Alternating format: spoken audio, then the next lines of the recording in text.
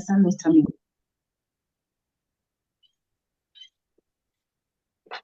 bienvenidas a nuestra meditación de hoy, hermanas, tituladas así: No solo los ricos deben dar, sino todos.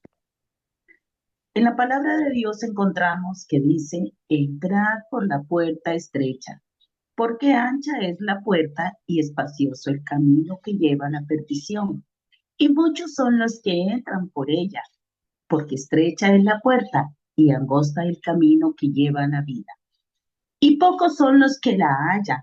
Mateo 7:13. Estas son las palabras que dijo nuestro Señor Jesucristo. En el libro de Mateo 25, capítulo 25, del 31 al 40, donde vamos a estar aprendiendo de la palabra de Dios, dice así: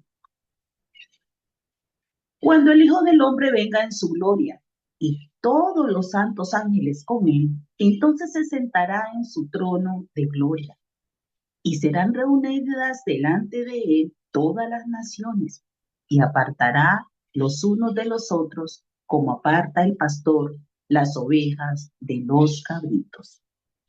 En los versículos 31 y 32 nos habla de la supremacía de Jesucristo. Él es la representación de Dios tanto en el cielo como en la tierra.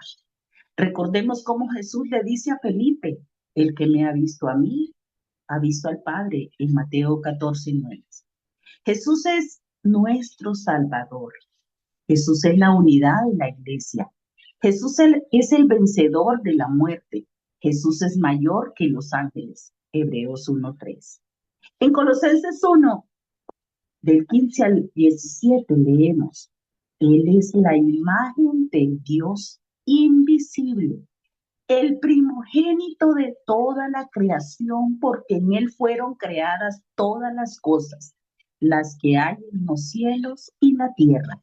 Y en Él es antes de todas las cosas, y todas las cosas en Él subsisten.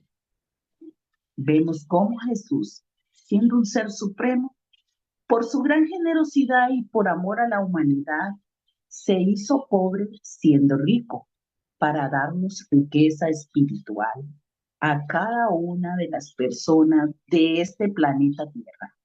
La vida de Jesús, por su condición, nació en una familia pobre, en una familia humilde, en una familia donde creció como hijo de carpintero. Por amor a nosotras, sufrió difamación, le tuvieron en poca estima, le escupieron el rostro, le llamaron amigo de publicanos y pecadores, y sus discípulos le abandonaron cuando fue arrestado.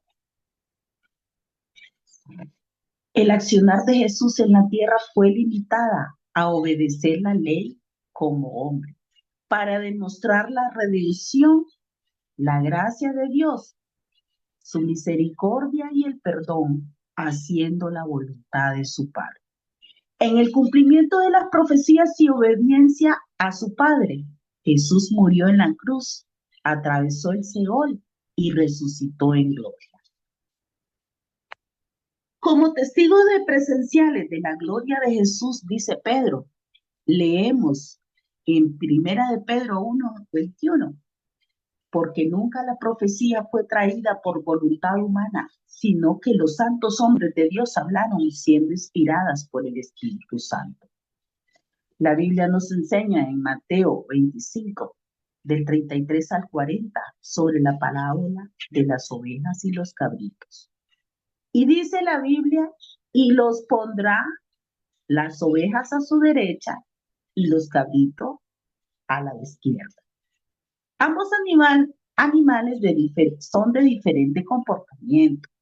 La mansedumbre de las ovejas, lo agresivas de las cabras. Aún los pastores conocían estas características que no podían estar en el mismo redil. Esta comparación de Jesús lo explica como su padre dará recompensa a la obediencia.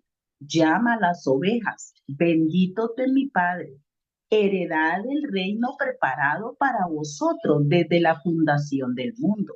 Y como el pecado nos separa de Dios y dice, apartaos de mí, malditos, al fuego eterno preparado para el diablo y sus ángeles.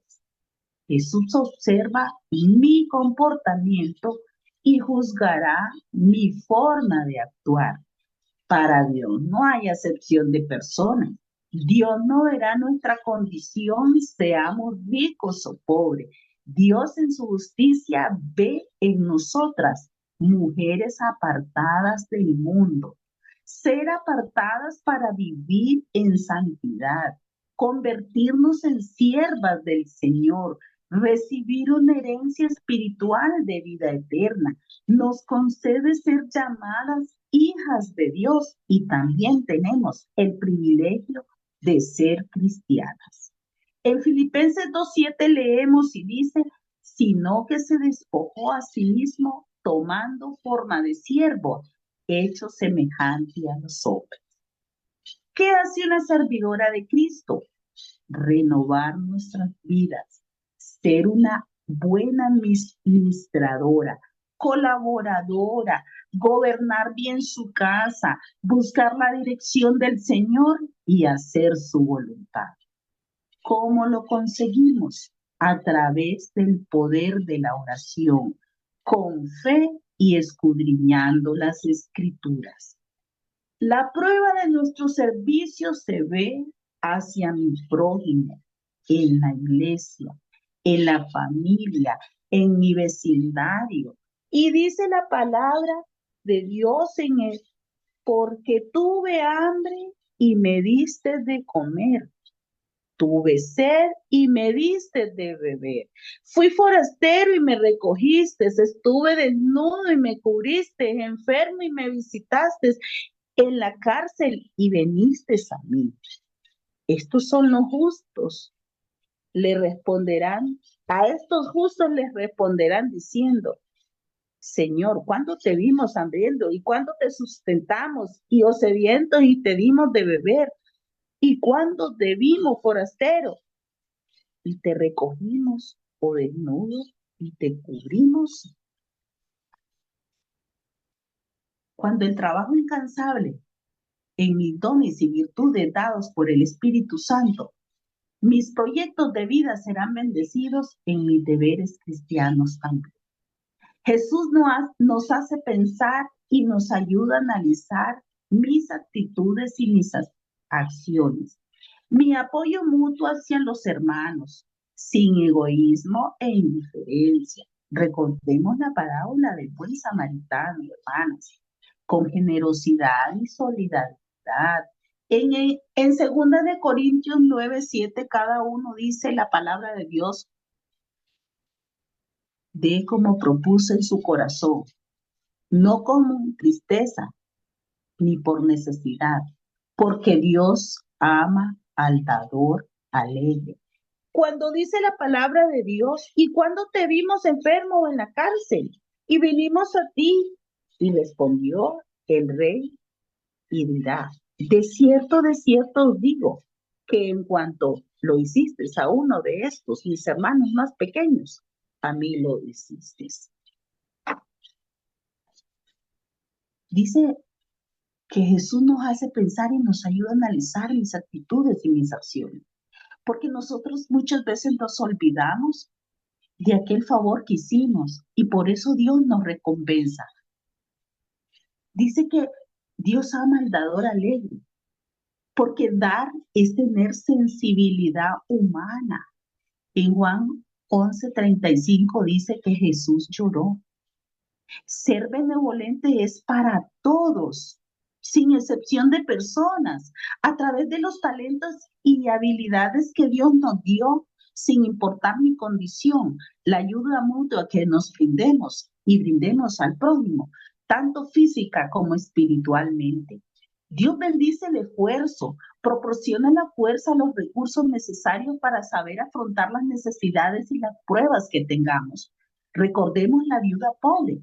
su corazón fiel y su disposición de sacrificios a la obra y obediencia a Dios.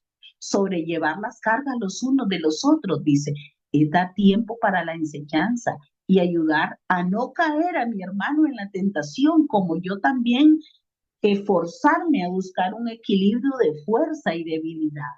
Acordaos de los presos, dice Hebreos 13, ser empáticos, recordar, orar y apoyar a los que pasan por momentos difíciles. Recordar a los huérfanos y a las viudas en Santiago 1:27. Uno de los requisitos como verdaderas hijas de Dios es darnos la tarea de cumplir sus mandamientos, ser elegidas, transformadas y recibir la gloria de Dios. Es darle un propósito a mi salvación. Los dones del Espíritu Santo nos ayudarán al ejercicio de la piedad. El egoísmo me hace olvidarme de la misericordia y nos aleja de Dios. Sus consecuencias de ser apartados por Dios. Como advertencia, el libro de los Hebreos nos dice, horrenda cosa es caer en manos del Dios vivo.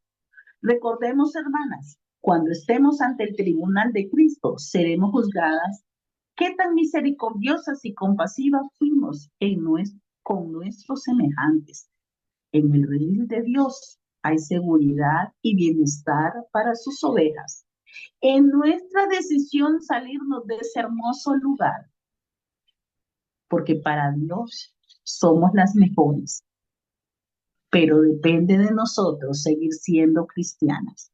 Que el Señor me las bendiga, hermanas, y Dios nos bendiga y nos dé paz. Un grandísimo abrazo.